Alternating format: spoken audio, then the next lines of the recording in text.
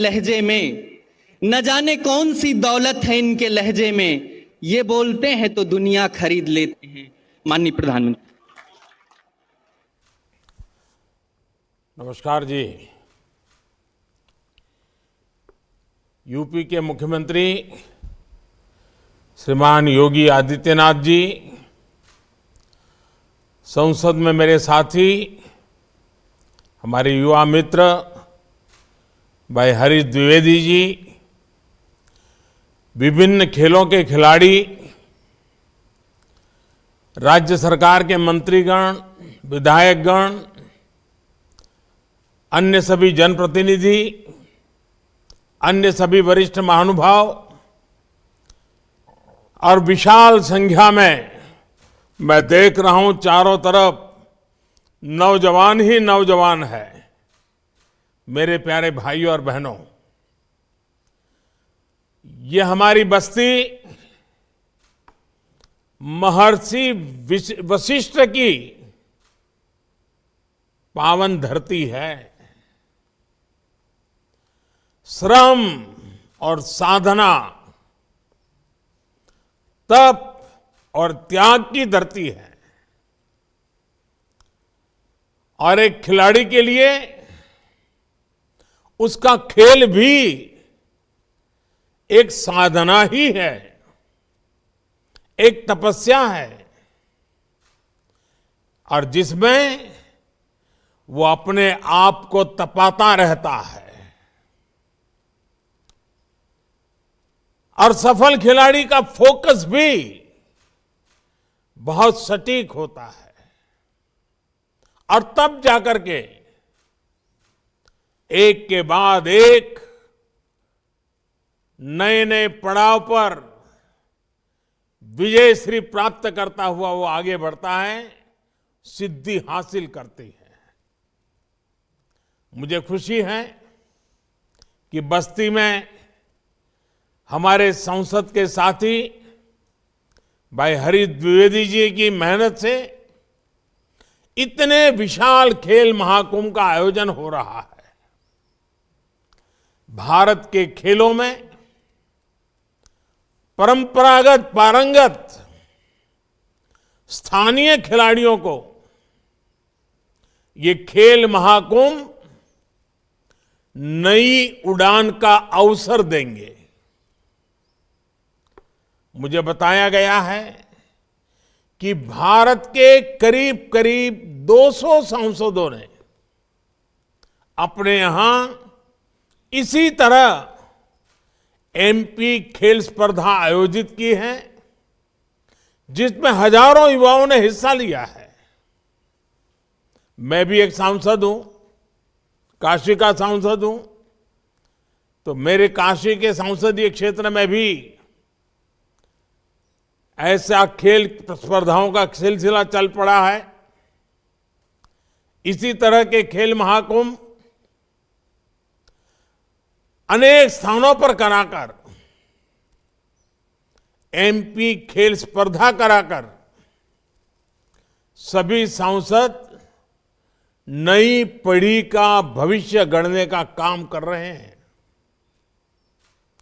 सांसद खेल महाकुंभ में अच्छा प्रदर्शन करने वाले युवा खिलाड़ियों को स्पोर्ट्स अथॉरिटी ऑफ इंडिया के ट्रेनिंग सेंटर्स में आगे की ट्रेनिंग के लिए भी चुना जा रहा है।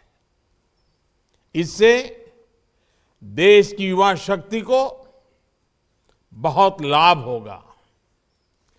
इस महाकुंभ में ही 40,000 से ज्यादा युवा हिस्सा ले रहे हैं, और मुझे बताया गया कि पिछले साल की तुलना में ये 3 गुना ज्यादा है। मैं आप सभी को, मेरे सभी युवा दोस्तों को इन खेलों के लिए ढेर सारी शुभकामनाएं देता हूं। अभी मुझे खो खो देखने का अवसर मिला। हमारी बेटियां जिस चतुराई के साथ और टीम के साथ पूरी तरह टीम स्पिरिट से खेल रही थी। वाकई बड़ा आनंद आ रहा था देख करके खेल को। मैं जानता नहीं हूं मेरी ताली आपको सुनाई दे रही थी कि नहीं दे रही थी, लेकिन एक बढ़िया खेल खेलने के लिए और मुझे भी खो खो के खेल का आनंद प्राप्त करने का अवसर देने के लिए मैं इन सभी बेटियों को बधाई देता हूं, उनका अभिनंदन करता हूं। साथियों, सांसद खेल महाकुंभ की एक और विशेष बात है, इसमें बड़ी संख्या में हमारी बेटियां हिस्सा ले रही है और मुझे विश्वास है बस्ती, पूर्वांचल, यूपी और देश की बेटियां ऐसे ही राष्ट्रीय अंतर्राष्ट्रीय प्रतियोगिताओं में अपना दमखम दिखाती रहेगी। अभी कुछ दिन पहले ही हमने देखा है कि women under 19 T20 world cup में हमारे देश की कप्तान शेफाली वर्मा ने कितना शानदार प्रदर्शन किया।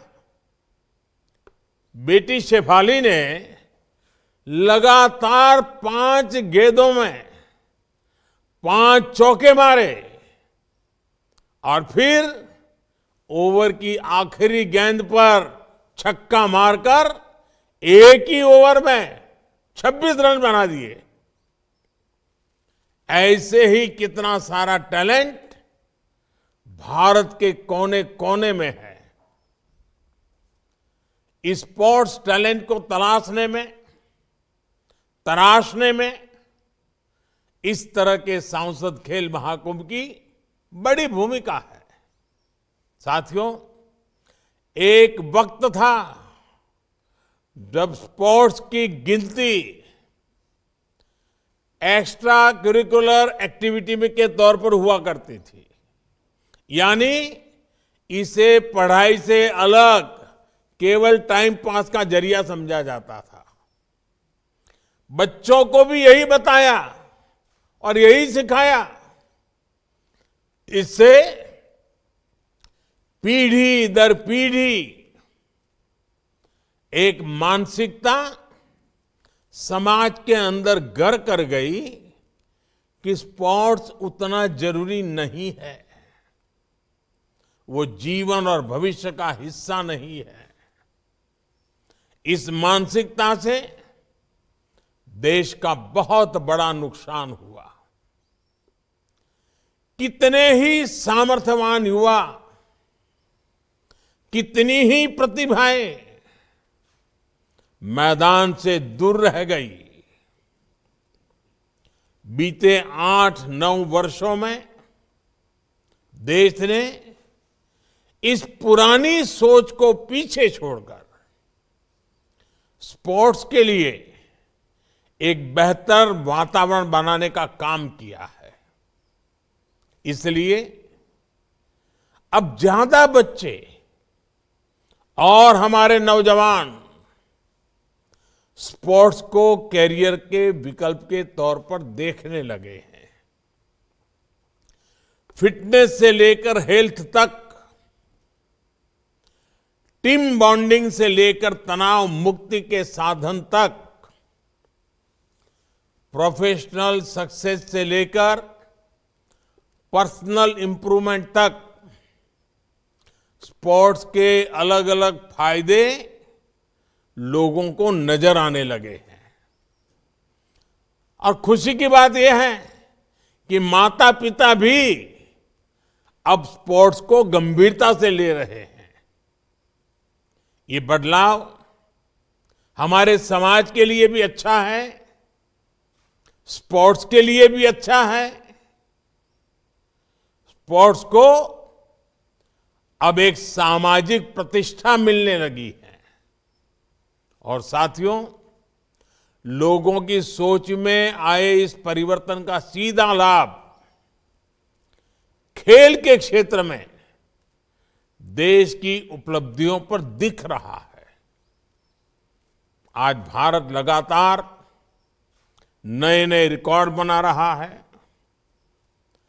हमने ओलंपिक में अब तक का सर्वश्रेष्ठ प्रदर्शन किया। पैरालंपिक में भी अब तक का बेस्ट प्रदर्शन किया।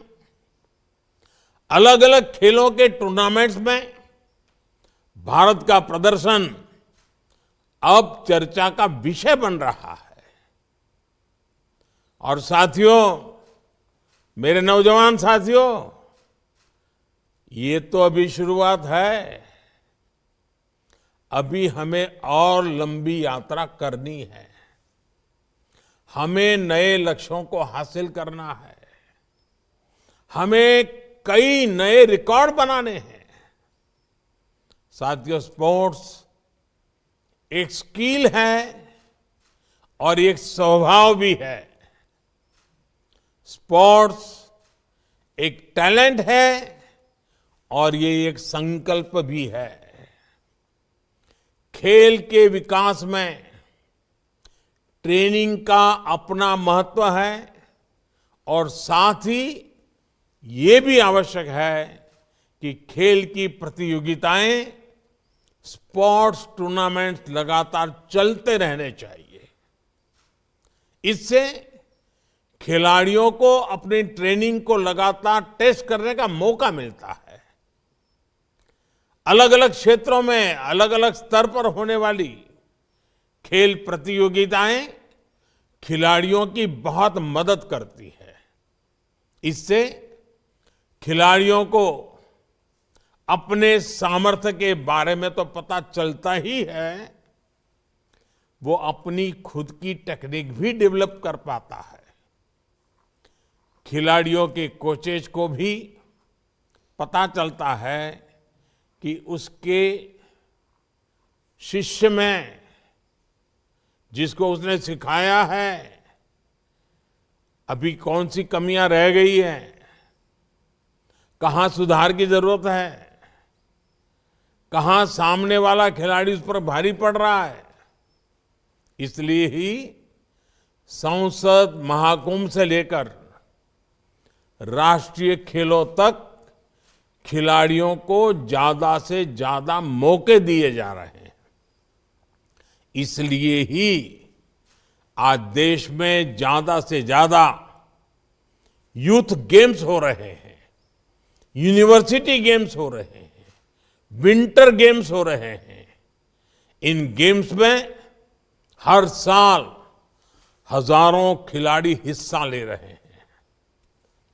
खेलो इंडिया अभियान के तहत हमारी सरकार खिलाड़ियों को आर्थिक मदद भी दे रही है। इस समय देश में 2500 से ज्यादा एथलीट्स ऐसे हैं जिन्हों खेलो इंडिया अभियान के तहत हर महीने 50,000 रुपये से ज्यादा दिए जा रहे हैं। ओलंपिक में जाने वाले खिलाड़ियों को हमारी सरकार की target Olympic podium scheme top से बहुत मदद मिल रही है। इस स्कीम के तहत भी हर महीने करीब करीब 500 खिलाड़ियों को आर्थिक मदद दी जा रही है।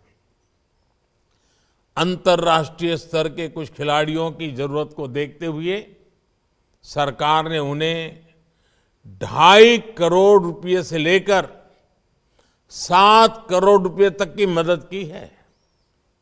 साथियों, आज का नया भारत स्पोर्ट्स सेक्टर के सामने मौजूद हर चुनौती के समाधान का भी प्रयास कर रहा है। हमारे खिलाड़ियों के पास पर्याप्त संसाधन हो, ट्रेनिंग हो, टेक्निकल नॉलेज हो, इंटरनेशनल एक्सपोजर हो, उनके चयन में पारदर्शिता हो, इन सभी पर जोर दिया जा रहा है।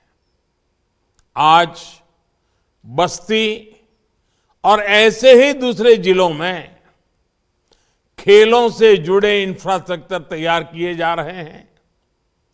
स्टेडियम बनाए जा रहे हैं, कोचेस की व्यवस्था की जा रही है।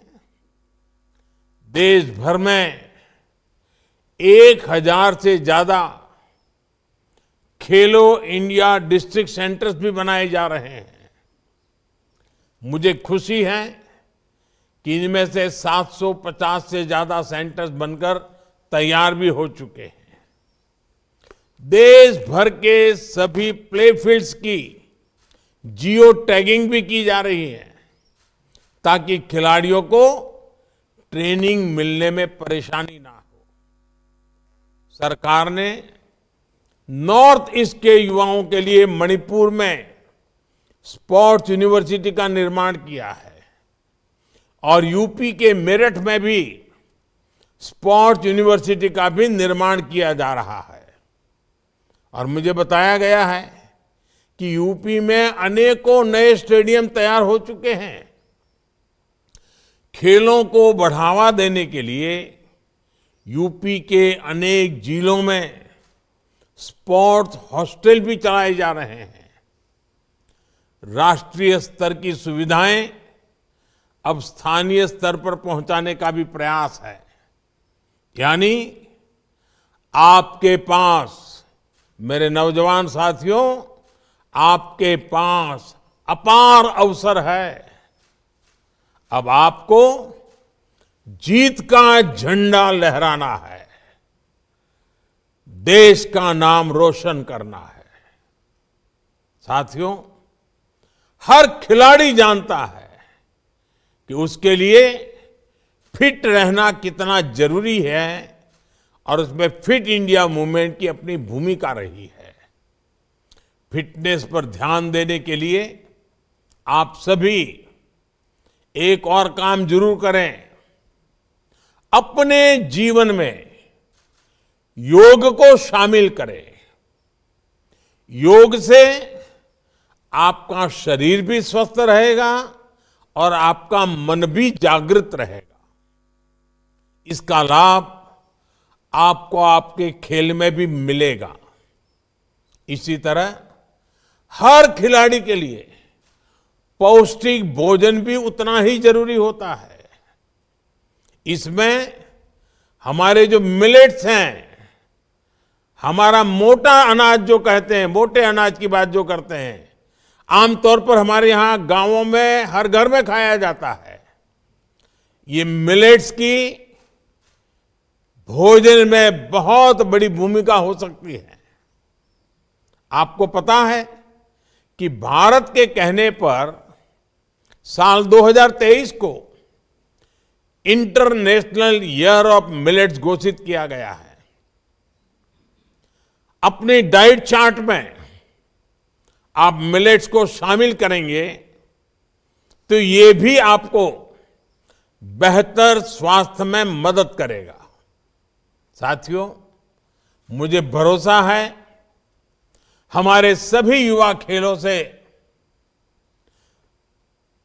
बहुत कुछ मैदान में भी सीखेंगे, जीवन में भी सीखेंगे।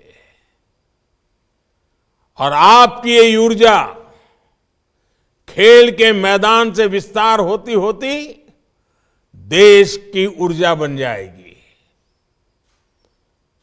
मैं हरीश जी को बहुत बधाई देता हूं। बड़े लगन से इस काम के पीछे वो लगे रहते हैं।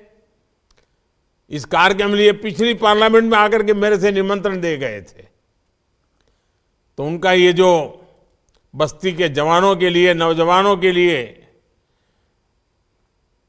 दिन रात काम करने का उनका स्वभाव है, वो खेल के मैदान में भी दिखाई दे रहा है। मैं आप सबको बहुत शुभकामनाएं देता हूं।